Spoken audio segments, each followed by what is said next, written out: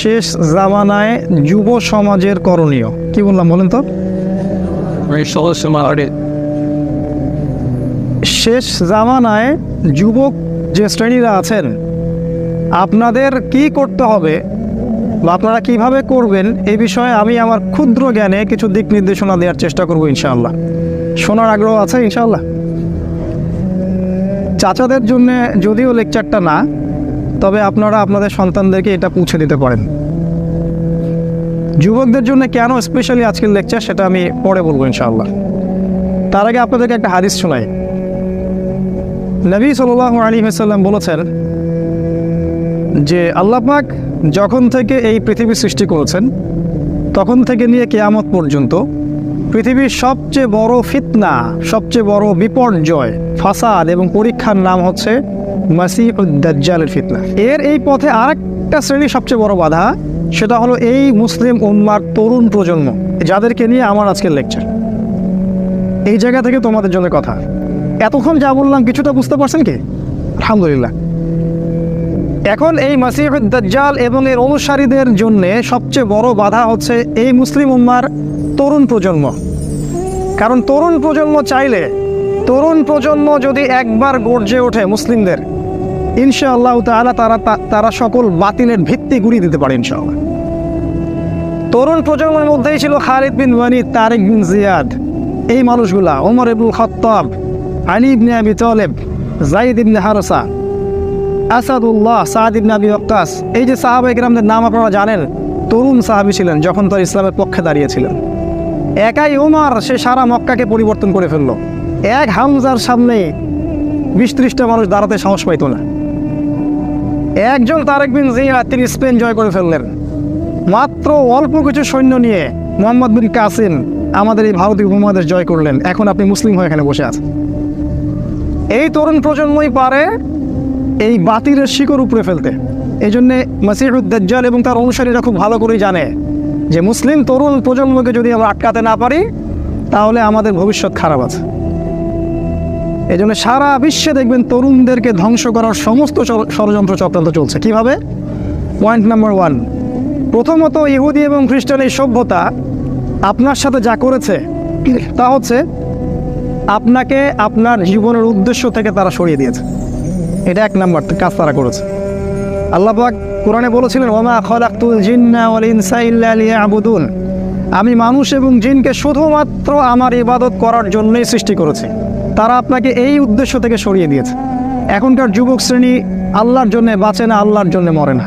No, এখনকার যুবক শ্রেণী টাকার জন্য বাঁচে, পদের জন্য বাঁচে, চাকরির জন্য বাঁচে, একটা মেয়ের জন্য বাঁচে। এখনকার যুবক শ্রেণী আল্লাহর জন্য বাঁচে না। ইল্লা মাশাআল্লাহ, অল্প কিছু ভাই আছে জানি, তাদের কথা আলাদা। এটা প্রথম কাজ সেটা করেছে, আপনাকে আপনার জীবনের উদ্দেশ্য থেকে সরিয়ে দিয়েছে। আমি 100% নিশ্চিতভাবে বলতে পারি, আপনি যে যুবককে জিজ্ঞাসা করবেন যে বাবা তোমার জীবনের উদ্দেশ্য কি, কেউই বলবে না আমার জীবনের উদ্দেশ্য জানলাম। চ্যালেঞ্জ করলাম আমি, জিজ্ঞাসা করে দেখেন। কোনো যুবক বলবে না আমার জীবনের উদ্দেশ্য জান্নাত, বলবে না। তার জীবনের উদ্দেশ্য চাকরি, অথবা একটা অ্যাফেয়ার, অথবা পলিটিক্যাল পাওয়ার, অথবা স্ট্যাটাস, অথবা জমি বাড়ি, অথবা গাড়ি। কারণ সমাজ এবং পরিবার তাকে এটাই শিক্ষা দিয়েছে, নিজের পায়ে দাঁড়াতে হবে বাবা তোমাকে। তো প্রথম যে কাজটা তারা করেছে সেটা হলো তারা আপনাকে আপনার জীবনের উদ্দেশ্য থেকে সরিয়ে দিয়েছে। 2 নাম্বার কাজ তারা যেটা করেছে সেটা হলো যে আপনার শারীরিক শক্তিটাকে তারা নষ্ট করেছে। প্রথমত, এখনকার যুবকদের শারীরিক শক্তি আর আমাদের চাচাদের শারীরিক শক্তির মধ্যে আকাশ পাতাল পার্থক্য আছে। এখানকার কোনো চাচার সাথে লড়াই করার ক্ষমতা তোমাদের নাই। তোমরা 3 জন মিলে একজন চাচার সাথে পারবা না ইনশাআল্লাহ, আমি বিশ্বাস করি এটা। আমার একজন আত্মীয় যিনি একটা প্রশাসনিক পদে আছেন, হার্ট স্ট্রোক করেছিলেন, আমি দেখতে গিয়েছিলাম। তিনি একসময় বাংলাদেশের পক্ষে অস্ত্র ধরেছিলেন। যখন একটা সীমান্তে লড়াই হয়েছিল বাংলাদেশের সাথে অন্য একটা নাফ নদীর ওখানে, তিনি বিডিআর ছিলেন, যেটাকে আমরা বিডিআর বলি। আমি যখন তাকে দেখতে গিয়েছি আমি বলেছিলাম যে না আপনি তো দুর্বল হয়ে যাচ্ছে। তিনি আমাকে বলেছিলেন যে তুমি এখনও আমার সাথে পারবে না, তুমি এখনও আমার সাথে পারবে না। আগেকার মানুষদের যে শক্তি, ফিজিক্যাল স্ট্রেংথ, এটা তোমাদের মধ্যে নাই। তোমরা কি বুঝতে পারো? এটা ওরা করেছে। কিভাবে জানো? তোমাদের জীবনযাত্রার রুটিনটা তারা চেঞ্জ করে দিয়েছে। তোমরা এখন ঘুমাও 12টা, 1টা, 2টা, 3টায়, আর ওঠো ওই যে 10টা, 11টা, 12টায়। তোমরা আর রাসূলের সুন্নাহ অনুযায়ী চলো না। আমাদের চাচারা ঘুমাতেন 9টায়, ওই যে ভোর 4টায় উঠতেন, তাহাজ্জুদ পড়তেন, তারপরে নামাজ পড়তেন, মাঠে কাজ করতে যাইতেন। তাদের যে ফিজিক্যাল স্ট্রেংথ, এটা তোমাদের মধ্যে নাই। যদি আবারও মুক্তিযুদ্ধ হয়, তোমরা কিছুই করতে পারবে না দেশের জন্য। ওটা পেঁচার পরে লাভ নাই যে সোনার প্রজন্ম তৈরি করতেছে, এগুলো বোগাস কথাবার্তা। বিশ্বাস না হয় একটা মাঠে 10 পাক রাউন্ড দেওয়ান না সবাইকে, একটা মাঠে নিয়ে যান, 10 পাক দৌড়াতে লাগা দেন, দেখেন কয়জন দৌড়াতে পারে। তোমাদের শারীরিক শক্তি ওরা নষ্ট করে দিয়েছে। এটা একটা তোমাদের রুটিনটা ওরা চেঞ্জ করেছে। তোমাদের হাতে ধরিয়ে দিয়ে smartphone, laptop, internet, Facebooking, YouTubing, সারাদিন সারা রাত ওই মোবাইলের পিছনেই বসে আছে। আমি শহরের ছেলে তো, আমি তো আরও ভালো জানি আপনাদের চাইতে। রাস্তায় হাঁটি, মাথা উপরে তুলে হাঁটে না, মাথা নিচের দিকে তুলেই হাঁটে। কার সাথে ধাক্কা লাগছে, কার সাথে কি হচ্ছে টেরই পায় না। শারীরিক শক্তি তোমাদের নষ্ট করেছে। আরেকটা কাজ তারা করেছে, আমরা যে খাবার খাই সেই প্রত্যেকটা খাবারের মধ্যে তারা এমন কিছু পয়জন ঢুকিয়ে দিয়েছে, যার মধ্য দিয়ে এমন জটিল জটিল রোগ ব্যাধির সৃষ্টি হচ্ছে, যেটা আগের 50-100 বছর আগে ছিল না। বিশ্বাস না হলে আপনি চেক করে দেখেন। এখন যত খাবার তোমরা খাও, বাইরের খাবার, ম্যানুফ্যাকচার্ড খাবার, এই প্রতিটা খাবার তোমাদের শরীরের জন্য ক্ষতিকর। যা খাচ্ছ বাইরের ম্যানুফ্যাকচার্ড, এই যে ড্রিঙ্কসগুলো খাচ্ছ, এই যে ফুডগুলো খাচ্ছ, ফাস্টফুড খাচ্ছ, এই যে হোটেলগুলোতে খাচ্ছ, হাইজেনিক কোনো খাবারই তোমরা খাচ্ছ না। অথচ আমাদের এই চাচাদের দিকে তাকিয়ে দেখো, তারা সব দেশি জিনিসপত্র খেয়ে খেয়ে বড় হয়েছেন। ওই সময় ফ্রেশ বাতাস, ফ্রেশ খাবার, এখনও তারা স্ট্রং। আর তোমার এই 30 বছর বয়সে, আমার এই 30-25 বছর বয়সে আমরা ওটা করতে পারছি না। এটা এমনি এমনি হয়নি, এটা ওদের চক্রান্ত ছিল, যাতে করে মুসলিম উম্মার তরুণ প্রজন্মকে তারা ধ্বংস করতে পারে। মুসলিম উম্মার তরুণ প্রজন্ম সেই জাজবা রাখে না। 1 নাম্বার তোমাদের জীবনের উদ্দেশ্য থেকে সরিয়েছে, 2 নাম্বার তোমাদের খাবারের অভ্যাস চেঞ্জ করেছে, 3 নাম্বার তোমাদের এই শারীরিক সক্ষমতা নষ্ট করেছে, 4 নাম্বার তোমাদের শিক্ষা ব্যবস্থাকে সে ধ্বংস করেছে।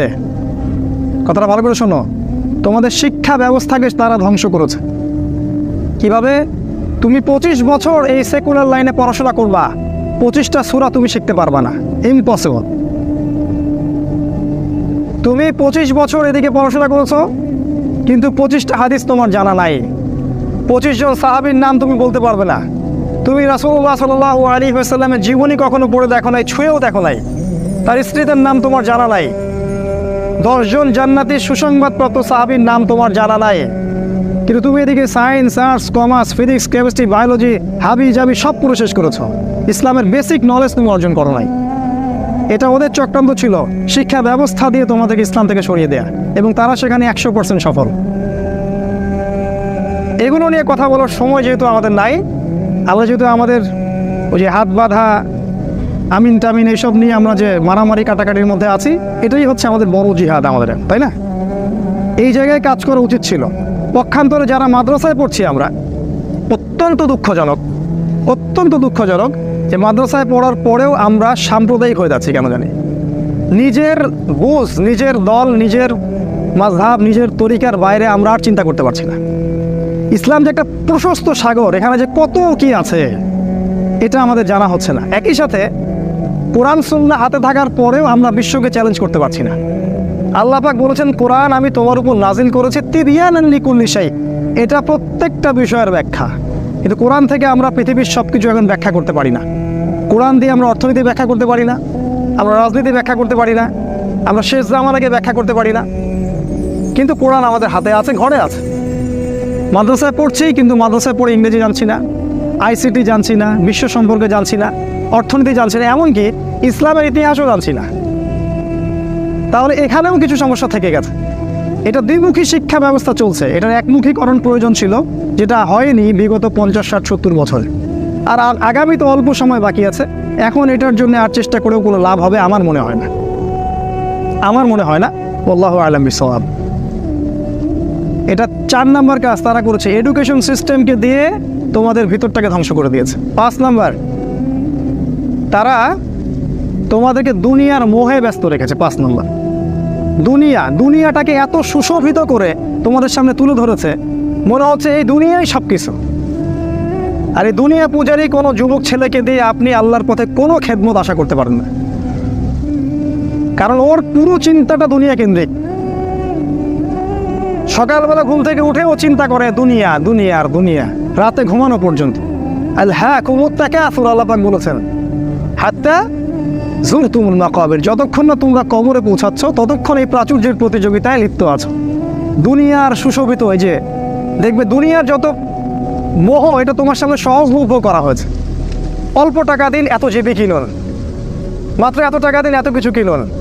ফোন করছে মেয়ে, আপনার সাথে রিসিভ করছে, মানে নারী, এই যে অনলাইন, এই যে ইন্টারনেট, পর্নোগ্রাফি, ব্লু ফিল্ম, হারাম অ্যাফেয়ার্স, এই যে বয়ফ্রেন্ড গার্লফ্রেন্ড, এগুলোকে আপনার সামনে এত সহজলভ্য করে দিয়েছে যে একটা যুবক ছেলে চাইলেই জেনা করতে পারে। তুমি যদি চাও এখনই জেনা করতে পারবে, কেউ তোমাকে বাধা দিবে না। তোমার সামনে জেনাকে এত সহজ করা হয়েছে, তুমি চাইলে এখনই মদ খেতে পারবে, কেউ তোমাকে বাধা দিবে না।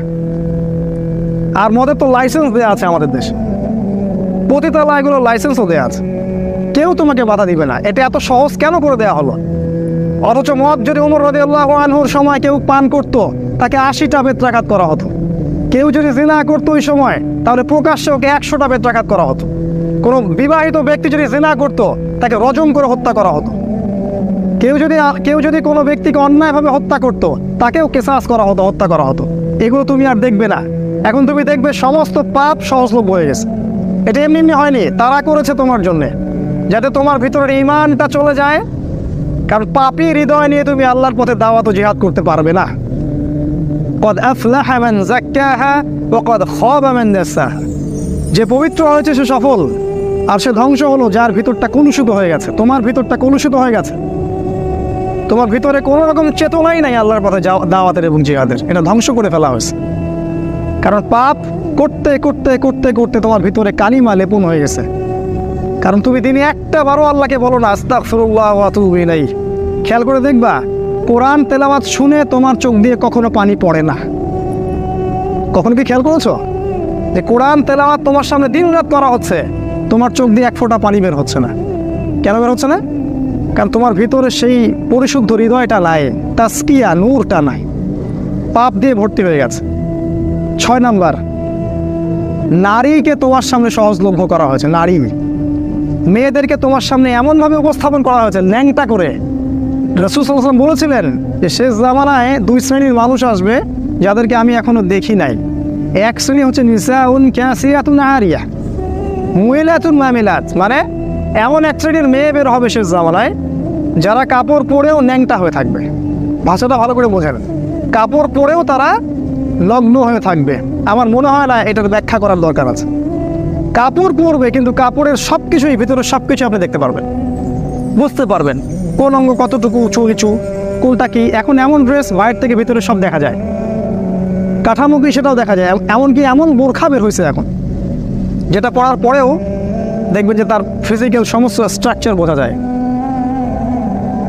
এই যে নারীরা বের হবে, এটা রাসূল আগেই বলেছিলেন।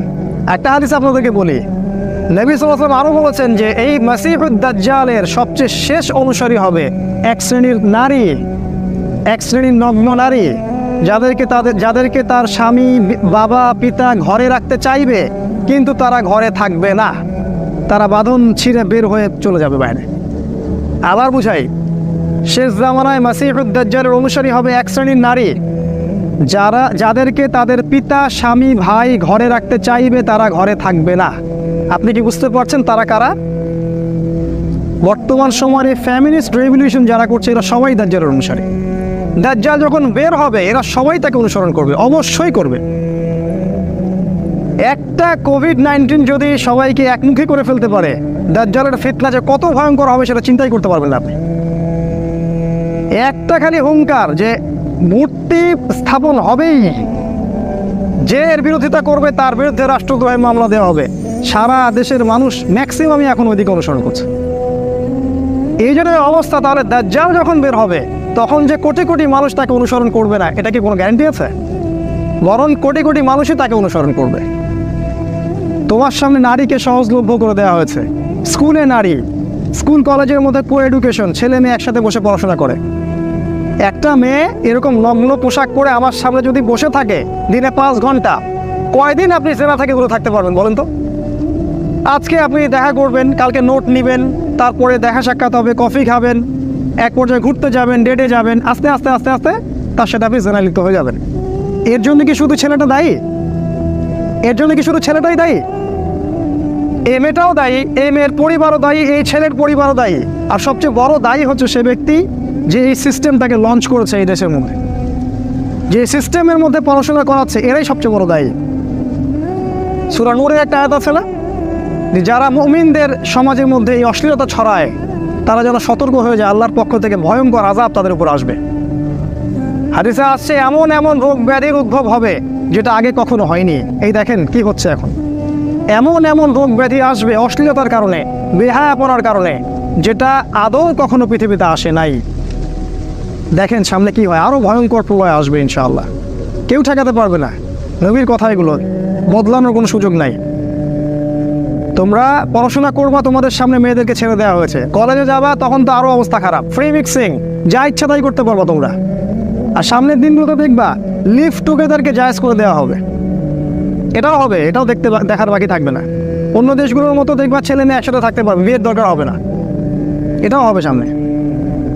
মেয়েকে সহজলভ্য করে দেওয়া হবে, চাইলেই তুমি জেনা করতে পারবে। এগুলো এমনি এমনি হয়নি, ওরা প্ল্যান করে এটা করেছে যাতে তোমার ভিতরের ইমানি তেজটা নষ্ট হয়ে যায়। যার ইমানের তেজ থাকবে না, ধ্বংস হয়ে যাবে সে। 7 নাম্বার, তোমার প্রতি তারা প্ল্যান করেছে আর একটা এরকম, যে তোমাকে ইসলামের মধ্যে যখন তুমি ইসলাম ফলো করতে চাইবা, কোনোভাবে যদি তুমি ইসলাম ফলো করতে চাও, তখন দেখবা ইসলামের মধ্যে এসে 1000টা দলাদলি, 1000টা। তখন তুমি কনফিউজড হয়ে যাবা যে কোথায় যাব আর কোথায় হক পাবো। যারা ইসলামপন্থী তাদের মাঝেও তারা এমন একটা চক্রান্ত করে দিয়েছে যাতে মুসলিমরা মুসলিমদের সাথে সারা জীবন মারামারি কাটাকাটি করতে থাকে। বাস্তবতা দেখেন তাই হচ্ছে। এভাবে তারা তোমাকে ওদের গোলাম বানানোর প্ল্যান করেছে। 8 নাম্বার, রিজিক, তোমাকে সারাদিন রিজিকের টেনশন দিয়ে রেখেছে ওরা। রিজিক নিয়ে প্রতিটা যুবক টেনশন আর টেনশন, কি করব, কি খাবো আর কি পরবো, কি কবে চাকরি পাবো আর কি ব্যবসা করবো, সারাদিন রিজিকের টেনশন। এই যে দারিদ্রতার ভয় আর রিজিকের ভয় দিয়ে তারা তোমাকে আল্লাহর পথ থেকে সরিয়ে দিয়েছে। 9 নাম্বার, আমি খুব শর্ট করে বলছি, অনেক ডিটেলস সময় লাগবে বেশি বললে। 9 নাম্বার হচ্ছে যে তারা যেটা প্ল্যান করেছে যে তোমার রিজিকের মধ্যে তারা হারাম ঢুকিয়ে দিয়েছে। হারাম, তুমি যে সেক্টরেই যাবা রিজিকের সন্ধানে, সেখানে গিয়ে দেখবা হারাম সেখানে যুক্ত হয়ে আছে। হয় ঘুষ থাকবে, না হলে সুদ থাকবে, না হলে প্রতারণা থাকবে, অথবা অন্য কোনো এমন কিছু থাকবে যার মধ্য দিয়ে তোমাকে রিজিক অন্বেষণ করতে হবে। চাকরিগুলোর দিকে তাকান, এখন দেখেন কি অবস্থা। ঘুষ ছাড়া আপনি চাকরি পাবেন, এটাও বিশ্বাস করতে পারেন আমাকে? আমি তো পাইলাম না ফার্স্ট ক্লাস রেজাল্ট নিয়ে। ব্যবসা করতে যাবেন, সেখানেও দেখবেন এমন এমন সিস্টেম করে দিয়েছে আপনি চাইলেও অনেক সময় হালাল ব্যবসা করতে পারবেন না। একটা হালাল পণ্যের ব্যবসা করবেন, সেখানেও হারাম তারা ঢুকিয়ে দিয়েছে। এগুলো এমনি হয়নি। আর 10 নাম্বার একটা হচ্ছে যে ইসলামিক মানে জীবনের প্রতিটা ক্ষেত্রে বলতে বোঝাচ্ছি আপনার ব্যক্তি জীবন, আপনার সামাজিক জীবন, আপনার পরিবার, আপনার এই যে রাষ্ট্র, বিশ্ব, ইসলামের প্রতিটা ক্ষেত্রে যে একজন ব্যক্তি হবে আপনার আদর্শ, তিনি হচ্ছেন কে? মুহাম্মদ রাসূলুল্লাহ সাল্লাল্লাহু আলাইহি ওয়াসাল্লাম। এটা কার কথা? আমাদের কথা না আল্লাহর কথা। লাকাদ কানা লাকুম ফি রাসূলিল্লাহি উসওয়াতুন হাসানা। ওই উসওয়াতুন হাসানা যাকে আপনার উচিত ছিল ব্যক্তি, পরিবার, সমাজ, রাষ্ট্র সমস্ত জীবনে বাস্তবায়ন করার, এই উসওয়াতুল হাসানা তারা সরিয়ে দিয়েছে, তাই নাই? এখন আপনার উসওয়াতুল হাসানা কার্ল মার্কস অথবা লেনিন অথবা স্টেলিন অথবা আব্রাহাম লিঙ্কন অথবা অমুক তমুক দার্শনিক কেউ না কেউ। আপনি মুহাম্মদ সাল্লাল্লাহু আলাইহি ওয়াসাল্লামকে আর জীবনের সব ক্ষেত্রে নেতা হিসেবে গ্রহণ করতে চান না। কথা কি মিথ্যা বলেছে? আপনি হয়তো ইবাদত করছেন তার পদ্ধতিতে, তা আপনি অর্থনৈতিক জীবনে গিয়ে তার হেদায়েত মানছেন না, আপনি সামাজিক ক্ষেত্রে গিয়ে রাসূলের আদর্শ মানছেন না, বিশ্ব রাজনীতি করতে আপনি রাসূলের আদর্শের মোটেই পরোয়া করছেন না, ওটা জাদুঘরে। এই বিষয়গুলোতে আমরাই ভালো বুঝি। অপেক্ষা করতে থাকেন। জাস্ট আমার তো কিছু করার নাই, আমাদের তো কিছু বলারও নাই, আমরা তো মাজলুম এবং দুর্বল। আমরা শুধু এতটুকু বলবো, আপনি just wait until you reach your grave. আপনি যতক্ষণ পর্যন্ত আপনার কবরে পৌঁছান নাই ওই পর্যন্ত অপেক্ষা করতে থাকেন, তারপরে দেখেন আপনার সাথে কি হয়। যখন যখন ফেরেশতারা কলার ধরে তুলে প্রশ্ন করবে, মান হাযা রাজুল বুইসা ফীকুম, এই ব্যক্তি কে ছিল যাকে তোমাদের কাছে রাসূল করে পাঠানো হয়েছিল, তখন এরা কোশ্চেন কালেও বলতে পারবে না যে ইনি হচ্ছেন রাসূলুল্লাহ সাল্লাল্লাহু আলাইহি ওয়াসাল্লাম। বলে মা আদরি, আমি জানি না, লা আদরি, আমি জানি না। মানুষ কিছু বলতো, আমি শুনতাম। খুবই ভয়ঙ্কর জায়গা। একজন সাহাবীর নাম বলি, সাদ বিন মুয়াজ রাদিয়াল্লাহু আনহু, নাম শুনেছেন? তোমরা তো শোনো নাই মনে হয়। সাদ বিন মুয়াজ এত ভালোবাসতেন নবী তাকে, তার মৃত্যুতে রাসূল সাল্লাল্লাহু আলাইহি ওয়াসাল্লাম এত কষ্ট পেয়েছিলেন। সাদ বিন মুয়াজ আনসার সাহাবী ছিলেন, তার একার দাওয়াতে প্রচেষ্টায় মদিনায় বহু মানুষ ইসলাম কবুল করেছিল। এই মানুষ খন্দকের যুদ্ধে তার গায়ে একটা তীর লাগে, প্রচুর রক্ত প্রবাহ হয় এবং তিনি মারা যান, শহীদ হয়ে যান। এই সাদ বিন মুয়াজের জানাজায় 70,000 ফেরেশতা অংশ নিয়েছিল এবং আল্লাহ রাব্বুল আলামিনের আরশ এই বান্দার মৃত্যুতে কেঁপে উঠেছিল। আপনাকে বলতে চাচ্ছি, এই সাদ বিন মুয়াজ রাদিয়াল্লাহু আনহুর কবরেও চাপা দেয়া হয়েছে, দুই দিক থেকে চাপা দেয়া হয়েছে। তিনি বলেছেন, রাসূল সাল্লাল্লাহু আলাইহি ওয়াসাল্লাম, যদি কোনো ব্যক্তির কবরে আযাব না হতো তাহলে সাদ বিন মুয়াজের কবরে আযাব হতো না। তার কবরেও প্রশ্ন হয়েছে এবং চাপ দেওয়া হয়েছে। কবরের জীবন কেমন করে আপনাকে বোঝাবো, কিভাবে বোঝাবো আমরা? আমাদের বোঝানোর কোনো ক্ষমতাই নাই। আজকে আপনি রাসূলের আদর্শকে পরোয়া করছেন না। কাল যখন আপনাকে রেখে আসা হবে ওই যে বিসমিল্লাহি আলা মিল্লাতি রাসূলিল্লাহ বলে, তখন বুঝবেন যে রাসূলের মিল্লাত কাকে বলে। আল্লাহ পাক আমাদেরকে উসওয়াতুল হাসানা নির্ধারণ করার তৌফিক দান করুন। উসওয়াতুল হাসানা হবে একজন ব্যক্তি, দ্বিতীয় কোনো ব্যক্তি না। তিনি হচ্ছেন আমাদের প্রিয় নবী মুহাম্মদুর রাসূলুল্লাহ সাল্লাল্লাহু আলাইহি ওয়াসাল্লাম। হ্যাঁ, এটা ঠিক যদি কোনো ব্যক্তির কথা রাসূলের কথার সাথে মিলে যায়, সে যেই হোক না কেন তার কথা মানতে আমরা প্রস্তুত ইনশাআল্লাহ। বরং ওই কথা মানাই আমাদের জন্য ফরজ। আর পৃথিবীর যে ব্যক্তি হোক না কেন, সে যত বড় নেতা হোক না কেন, যেই হোক না কেন, কারো কথা যদি নবীর কথার সাথে না মেলে, তাহলে সেই কথা মানতে আমরা মোটেও বাধ্য নই, বরং সেটাকে না মানাই হচ্ছে আপনার ঈমানের দাবি। এই 10টা কাজ তারা করেছে, এছাড়া আরও কিছু কাজ করেছে, আজকে আমি অত বলার সময় পাচ্ছি না। এমন আপনার প্রতি নাসিহা হচ্ছে যে যদি আপনি চান যে আপনার যৌবনকালটাকে আপনি আল্লাহর পথে ব্যয় করবেন, দুনিয়াতেও সুখী হবেন, পরকালেও সুখী হবেন, তাহলে আপনার জন্য একটা হাদিস আমি পেশ করছি। নবী সাল্লাল্লাহু আলাইহি ওয়াসাল্লাম বলেছেন, কিয়ামতের মাঠে 7 শ্রেণীর মানুষকে আল্লাহ পাক আরশের ছায়া নেবেন। তার মধ্যে এক শ্রেণীর মানুষ হচ্ছে তারা যারা তাদের যৌবনকালটাকে আল্লাহর পথে ঠেলে দিয়েছে। আপনি কি চান কিয়ামতের মাঠে আল্লাহ আপনাকে আরশের ছায়া দেখ? আমি এটা অনেক দিন বলছি হাদিসটা, যে কিয়ামতের মাঠে মানুষ যখন উঠবে তখন তাকে 5টা প্রশ্ন করা হবে। তোমার জীবন কোন কালে ব্যয় করেছো, তোমার যৌবন কোন কাজে ব্যয় করেছো, কোন পথে সম্পদ উপার্জন করেছো আর কোন পথে সম্পদ ব্যয় করেছো, আর জানা অনুযায়ী আমল করেছিলে কি না। এখানেও দেখেন, তোমার যৌবন কোন পথে ব্যয় করেছো আলাদা প্রশ্ন হবে। যদি আমরা যৌবন আল্লাহর পথে ব্যয় করতে পারি, আরশের ছায়া আপনি ছায়া পাবেন ইনশাআল্লাহ। আপনার নেতা হবে জান্নাতে হুসাইন রাদিয়াল্লাহু আনহু। এটা তো জানেন, তিনি হবেন জান্নাতে যুবকদের সর্দার। কত যুবক যে পৃথিবী থেকে চলে গেছে, আমার ভাই আপনাকে কেমন করে বুঝাই, যারা দিন রাত কোনো কিছুর পরোয়া করেন নাই, দিন রাত আল্লাহর পথে ছুটে চলেছেন। ওই খালিদ বিন ওয়ালিদ রাদিয়াল্লাহু আনহুকে দেখেন, তিনি মৃত্যুসজ্জায় বলেছিলেন যে আমি যে কতই না যুদ্ধ করেছি আল্লাহর পথে, আমার শরীরে এমন একটা দাগও নাই যেখানে, মানে একটা জায়গাও বাকি নেই আমার শরীরের মধ্যে যেখানে কোনো তরবারির আঘাত নাই বা বর্ষার ছোঁয়া নাই। সেদিন তিনি মৃত্যুসজ্জায় বলছিলেন যে আজকে আমি আমার বিছানায় মারা যাচ্ছি, আমি যুদ্ধের মাঠে মারা যাওয়ার সৌভাগ্য আমার হলো না। ফালা নামাত আইনুল জুবালা, তিনি বলছিলেন যে পুরুষদের দু চোখ যেন কখনো না ঘুমায়। ওই দেখো যুবক তোমার আদর্শ। খুবাইব রাদিয়াল্লাহু আনহু, ইসলামের জন্য তাকে দায়ী করে পাঠানো হয়। রাজি নামক একটা জায়গায় কাফেররা তাকে ধরে ফেলে এবং তাকে শুল দণ্ড দিয়ে হত্যা করে। খুবাইব রাদিয়াল্লাহু আনহুকে যখন শুল দেওয়া হচ্ছিল, তিনি বলছিলেন, এই কবিতাটা ভালো করে পড়বা, রাইকুল মাকতুম বই আছে, লাস্তু উবালি হিনা উক্তাল মুসলিমান। তাকে যখন শুল দণ্ড দেওয়া হচ্ছে, শুল দণ্ড মানে বোঝো, পিছন দিয়ে মানে লৌহ দণ্ড প্রবেশ করিয়ে মাথা দিয়ে বের করে, কঠিন দণ্ড, একটা ফাঁসিটা চেয়েও ভয়ঙ্কর। এই শুল দণ্ড তাকে দেওয়া হচ্ছে এবং বলা হচ্ছে, তুমি কি চাও তোমাকে ছেড়ে দেই আর মুহাম্মাদকে তোমার জায়গায় শুলদণ্ড দেই? কাফেররা বলেছিল। আর এই যুবক বলেছিলেন যে আমার জীবনের বিনিময়ে নবীর একটা চুলের আঘাত পাক, সেটাও আমি চাই না।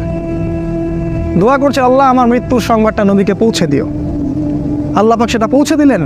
রাসূল মদিনা থেকে খবর পেয়ে গেলেন যে খুবাইবকে হত্যা করা হয়েছে।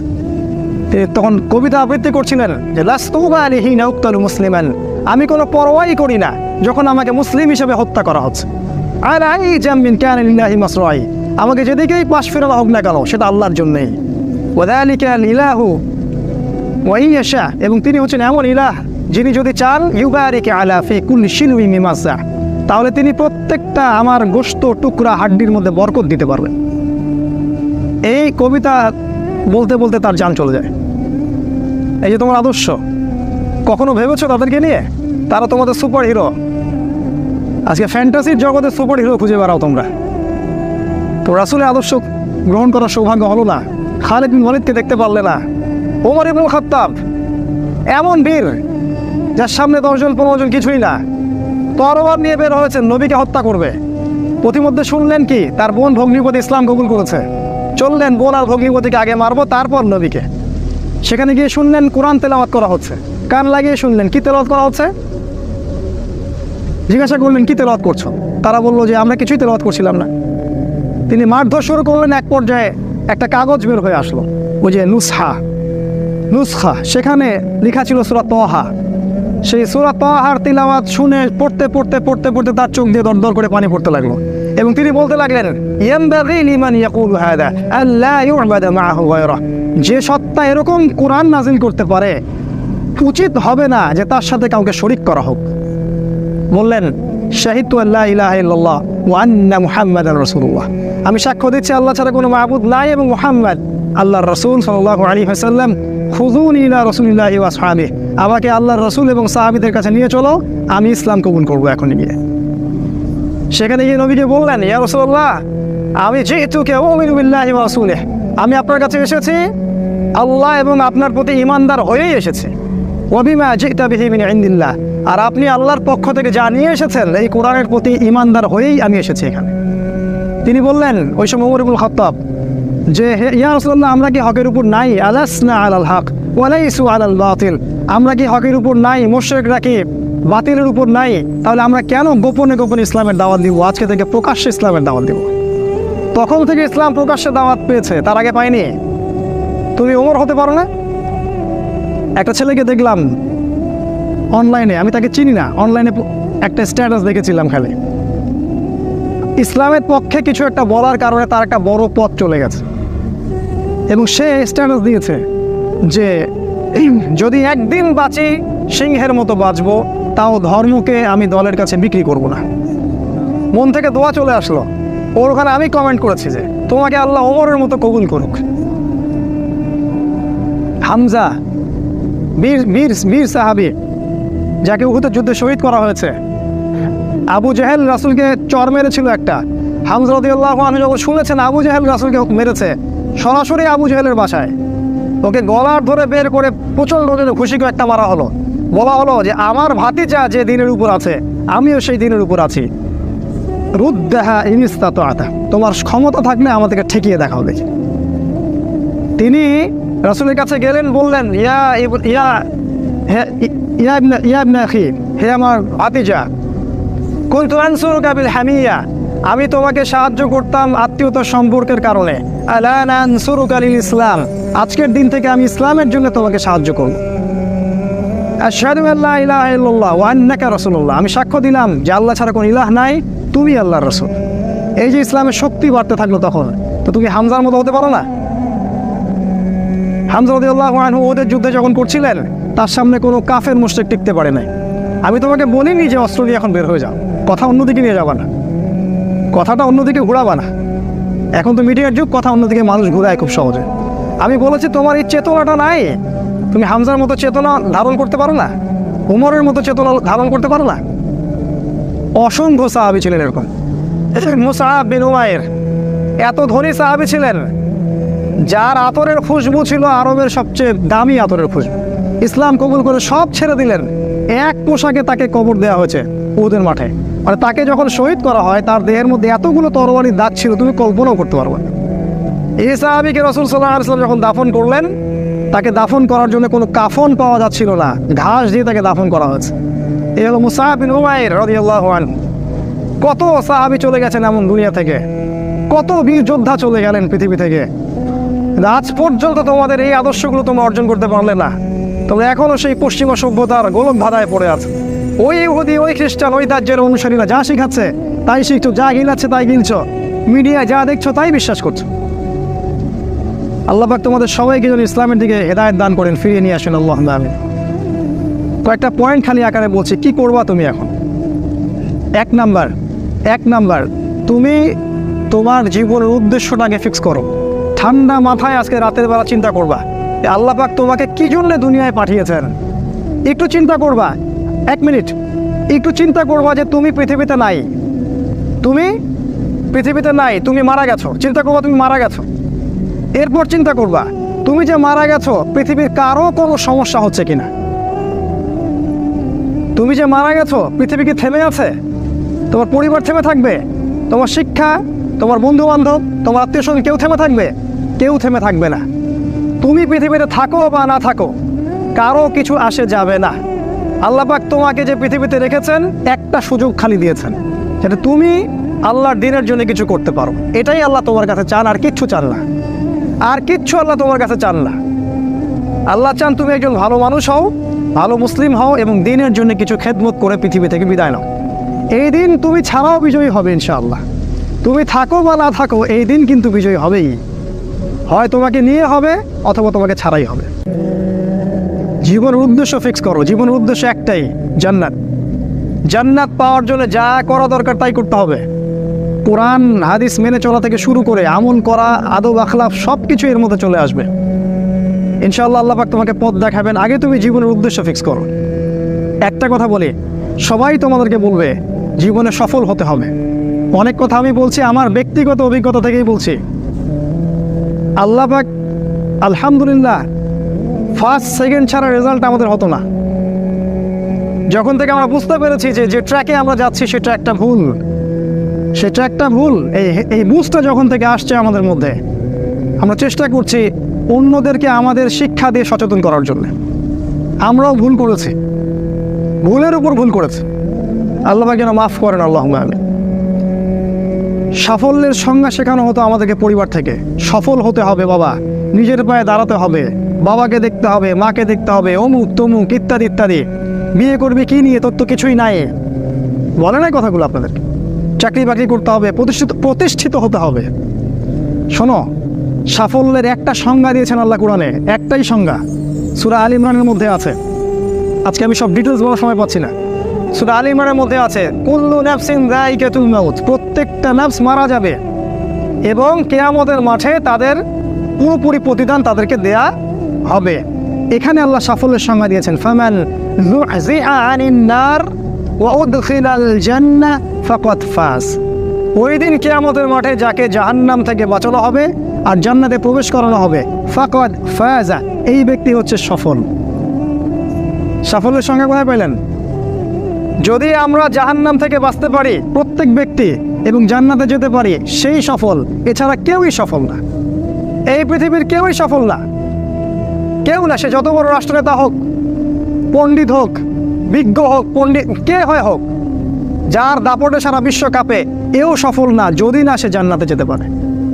কিন্তু একজন এই ভ্যান চালক, এক রিক্সা চালক, এক আমার ওই গরিব চাচা, ওই কৃষক, সে যদি হিসাব দিয়ে জান্নাতে যেতে পারে, সে সফল। তিনিই সফল, তিনি আল্লাহর কাছে পছন্দের বান্দা। অতএব জীবনের উদ্দেশ্যটাকে ঠিক করে ফেলো, এটা প্রথম কাজ। দ্বিতীয় কাজ, তোমাকে জ্ঞান অর্জন করতে হবে। দ্বিতীয় কাজ, কিসের জ্ঞান অর্জন করবে? যে জ্ঞান তোমাকে আল্লাহর দিকে নিয়ে আসবে সেই জ্ঞান অর্জন করতে হবে। কোন কোন সাবজেক্ট পড়তে হবে তোমাকে? তোমাকে প্রথমত কোরআন পড়তে হবে, তেলাওয়াত করা শিখবে, অর্থ জানবে, আরবি ভাষা শেখার চেষ্টা করো, কোরআনের আদেশ মানো, নিষেধগুলো ছেড়ে দাও, এবং কোরআনের দাওয়াত মানুষের কাছে পৌঁছে দাও। কোরআনের দাওয়াত মানুষের কাছে পৌঁছে দাও এবং কোরআনের বিধান বাস্তবায়নের জন্য আল্লাহর পথে চেষ্টা করো। আর কি সাবজেক্ট পড়তে হবে? তোমাকে হাদিস পড়তে হবে, রাসূলের হাদিস, অসংখ্য হাদিস, এগুলো পড়তে হবে তোমাকে। আর কি পড়বে? ইসলামের ইতিহাস তোমাকে পড়তে হবে। ইসলামের ইতিহাস জানবে না তাহলে হীনমন্য জাতি হবে। তুমি জানবেই না তোমার এই বাপ দাদারা ছিল সিংহ পুরুষ, তুমি এটা জানবেই না। তোমার শেকড় যে এত সিংহ পুরুষ দিয়ে ভর্তি, তুমি জানোই না। এই জন্য হীনমন্যতায় ভোগো, মনে হয় যে আমাদের কেউ নাই, আমরা এতিম। জি না, আমরা এই বিশ্ব শাসন করেছি 100 বছর আগেও। 100 বছর আগেও এই পুরো বিশ্ব আমাদের হাতে ছিল। এখন যা দেখছো এরকম অতীত এরকম ছিল না। একটা ওমরের হুঙ্কারে সারা বিশ্ব কেঁপে যাইতো। এক আলী রাদিয়াল্লাহু আনহু যদি জিহাদের মাঠে হুঙ্কার দিতেন, সমস্ত কাফের হৃদয় একদম দরদর করে কাঁপতে থাকতো। আমাদের সিংহ পুরুষ বাবারা দাদারা এরকম ছিলেন। আমরা এত হীনমন্য জাতি ছিলাম না। আজকে আমরা আমাদের পরিচয় ভুলে গেছি। ইতিহাস পড়তে হবে তোমাকে। আর কি পড়তে হবে? ইসলামের অর্থনীতি পড়বে। অর্থনীতি জানো না, তুমি হালাল হারাম বুঝতে পারবে না। ওরা তোমার সাথে প্রতারণা করে এমন হারাম ঢুকিয়ে দিবে তুমি বুঝতেই পারবে না এটা হারাম ছিল। ইকোনমিক্স পড়তে হবে, খুব ইম্পর্টেন্ট সাবজেক্ট এই জামানার জন্য। আর কি পড়তে? পলিটিক্যাল সায়েন্স, এই বিশ্ব রাজনীতি সম্পর্কে পড়াশোনা করবে, এটা গুরুত্বপূর্ণ সাবজেক্ট। এছাড়া জেনারেল লাইনে যে পড়াশোনাগুলো করছো এগুলো ভালো, আমি এগুলো পড়তে নিষেধ করিনি। আমি বলেছি এগুলোর শিকড়টা হবে ইসলামিক। তুমি ডাক্তার হও আর ইঞ্জিনিয়ার হও আর কি হও, এটাতে আমাদের কোনো আপত্তি নাই। শিকড়টা হতে হবে ইসলামিক, কোরআন এবং সুন্নাহ ভিত্তিক। আরেকটা সাবজেক্ট পড়বে ফিকহ যদি না পড়ো তাহলে কি হবে জানো? তাহলে নফল মুস্তাহাব আমলগুলো নিয়ে মারামারি কাটাকাটি করে ফরজ ঐক্য নষ্ট করে ফেলবা। এখন তো দেখো না যে অল্প কিছু পড়াশোনা করে, 2 পাতা পড়াশোনা করে দায়ী হয়ে গেছে একেবারে। কোরআনটা ঠিক মতো পড়তে পারে না, রিডিং ঠিক মতো পড়তে পারে না, বড় বড় ফতোয়া দিয়ে বেড়াচ্ছে, ওইটা হালাল আর ওইটা হারাম, ওইটা অমুকের এই নাই অমুকের সেই নাই। হচ্ছে না এটা ফিকহ না জানার কারণে হচ্ছে। ফিকহের বুঝ কঠিন বুঝ, গভীর বুঝ। এই জন্য ইমাম আবু হানিফা থেকে শুরু করে যত ফকিহ ছিলেন সবাইকে ভক্তি শ্রদ্ধা সম্মান করতে শিখো। ফিকহটা অনেক কঠিন একটা জিনিস। আমরা তো এখানে সমালোচনা বেশি করতে চাই, এটা ঠিক না। এই ফিকহের জ্ঞান না থাকলে তুমি কোনটা ফরজ, কোনটাকে বেশি গুরুত্ব দেওয়া লাগবে, কোনটা নফল, কোনটাকে মুস্তাহাব, কোনটা ওয়াজিব পর্যায়ের, কোনটা সুন্নতে মুআক্কাদা, কোনটা কি, সব বুঝতে পারবে না। আর না বুঝতে পারলে তুমি কি করবা? যে বিষয়ে ছাড় দেওয়া যেত সেটাকে ছাড় না দিয়ে তুমি বড় বড় জিনিসগুলোকে ভেঙে ফেলবা। খেয়াল করে দেখবেন, ছোট ছোট মাসআলাগুলোকে নিয়ে, যেগুলো ইখতিলাফি মাসআলা, যেগুলো নিয়ে সাহাবায়ে কেরামদের মধ্যে দ্বিমত ছিল, এগুলোকে নিয়ে বাংলাদেশে শত শত দল হয়ে গেছে। হয় নাই? কোনো দল কি বলেছে আল্লাহ নাই?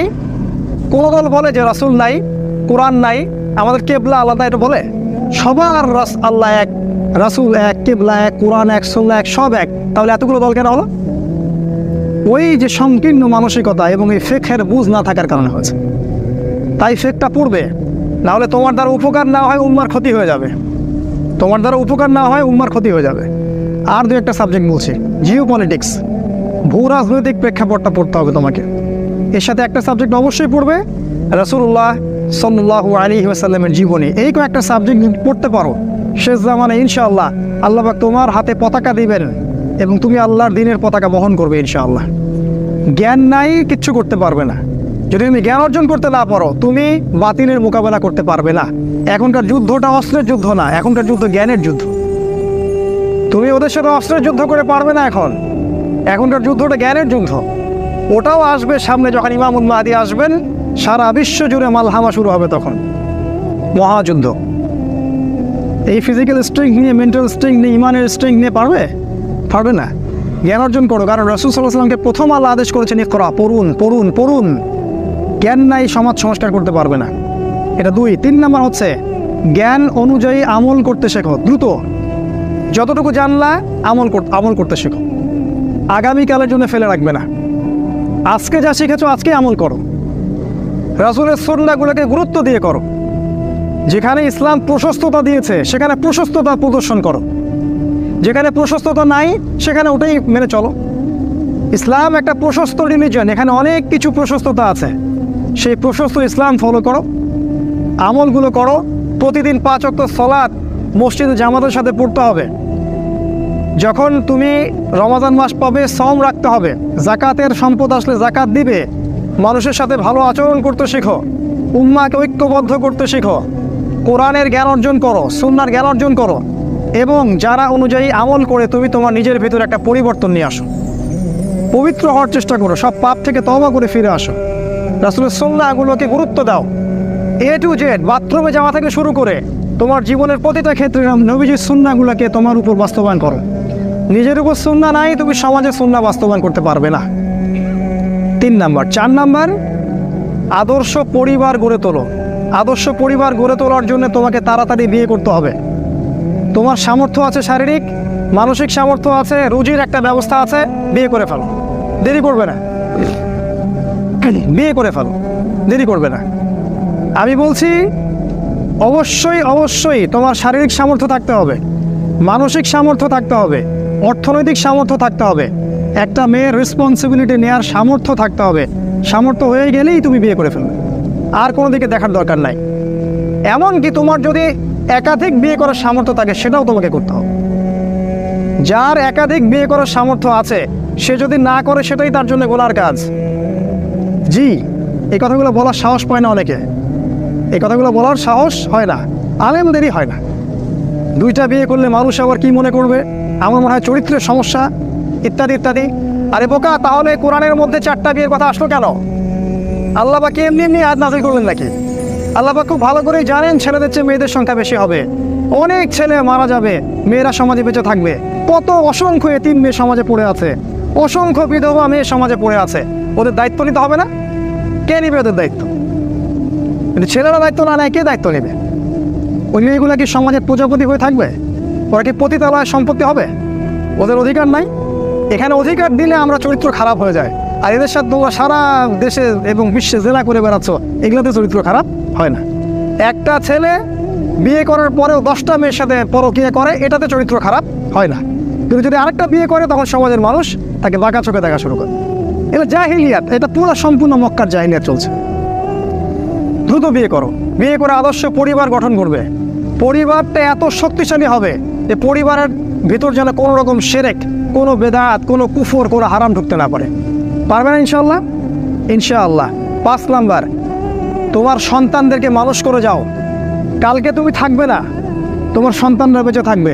এক একটা সন্তান, এই যে বাচ্চাগুলোকে এমনভাবে বড় করতে হবে যাতে এরা আগামী দিনের ওমর হয়, আগামী দিনের হামজা হয়, আগামী দিনের খালিদ বিন ওয়ালিদ রাদিয়াল্লাহু আনহু হতে পারে ইনশাআল্লাহ। নিজে কি করেছি, সারা জীবন বৃথা চলে গেল।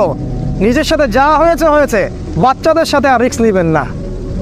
বাচ্চাদেরকে ধ্বংস করবেন না আল্লাহর ওয়াস্তে।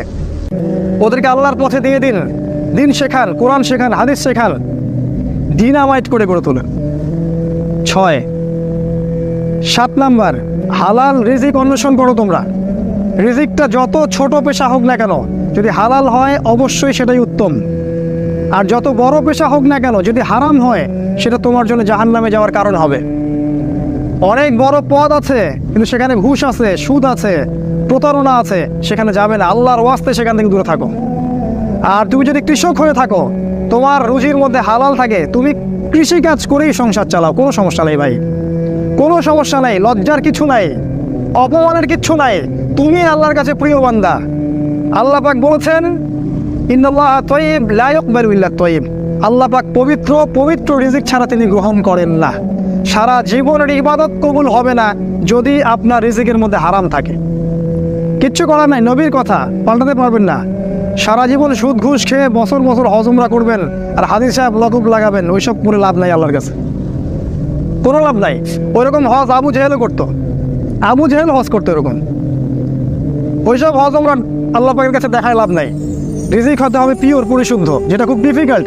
এই জন্যে আপনাকে নাসিহা করছি, কৃষিভিত্তিক অর্থনীতির দিকে চলে আসেন। কৃষিভিত্তিক অর্থনীতি, এটা আপনার জন্য ভালো হবে ইনশাআল্লাহ। আর ব্যবসা ভিত্তিক, কটা বললাম? 7 8, আর 2-3টা বলে শেষ করছি। 8 নাম্বার হচ্ছে শারীরিকভাবে শক্তিশালী থাকতে হবে। এর জন্য আপনাকে নিয়মিত ব্যায়াম করতে হবে, নিয়মিত ফিজিক্যাল এক্সারসাইজ বলেন, জিম বলেন, অন্যান্য যে বিষয়গুলো আছে এগুলো আপনাকে করতে হবে। যে খাবারগুলো আপনি খাবেন প্রত্যেকটা খাবার বিশুদ্ধ কিনা অবশ্যই পরীক্ষা করে খাবেন। এমন কোনো খাবার খাবেন না যে খাবার প্রস্তুত করেছে ওরা, অর্থাৎ ওরা, বুঝতে পারছেন কারা?